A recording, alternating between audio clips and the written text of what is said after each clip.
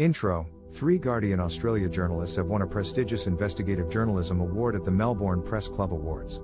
See how their work made a real impact. We're here to tell you the story of 3 talented journalists, and an investigation that resonated with audiences and earned the recognition of the Grant Haddam Quill Award for Investigative Journalism at the Melbourne Press Club Awards. Let's take a closer look at Melissa Davey, Stephanie Convery and Emma Kemp and the impact of their investigation into concussion and the AFL. This commended work highlighted a gaping hole in sports concussion policies.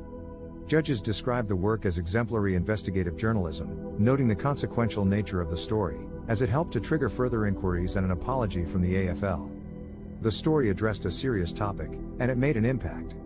The highest accolade of the night, the Golden Quill Award, went to Four Corners journalists Bridget Brennan, Brooke Fryer, Suzanne Dredge and Stephanie Zillman for their hard-hitting story on Australia's murdered and missing Indigenous women. Judges commended the reporters for their depth of research and sensitive storytelling. This is the kind of work the press should be invested in, the kind that looks objectively and sensitively at topics that matter. Moving outside award-winning stories, we take a look at other highly commended Guardian journalists. Writer Sean Kelly won the Keith Dunstan Quill for his piece Endings and Beginnings, a moving and thought-provoking story on the death of Queen Elizabeth II. Jonathan Horn was highly commended in the same category, for his commentary on sporting controversies. Melissa Davey was also highly commended in the Quill for excellence in science, medical, and health reporting.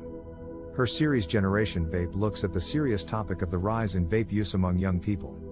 The Quill for Scoop of the Year went to Annika Smethurst and Paul Sakal of The Age for their story Victorian Liberals donor scandal. Sakal also won the Quill for News Reporting and Writing, for his reporting on the IBAC probe into Victorian Premier Daniel Andrews.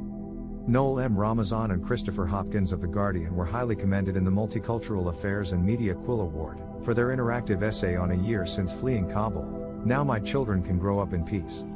Hopkins was also commended in the Features Photograph category. Finally, the Melbourne Press Club Lifetime Achievement Award went to former ABC Melbourne radio broadcaster John Fain. Outro: the work of these investigative journalists is to be applauded. Their hard work and dedication has shed light on topics that matter, and has been recognized and commended. We salute the Melbourne Press Club Awards and all of the amazing journalists and storytellers whose work was recognized.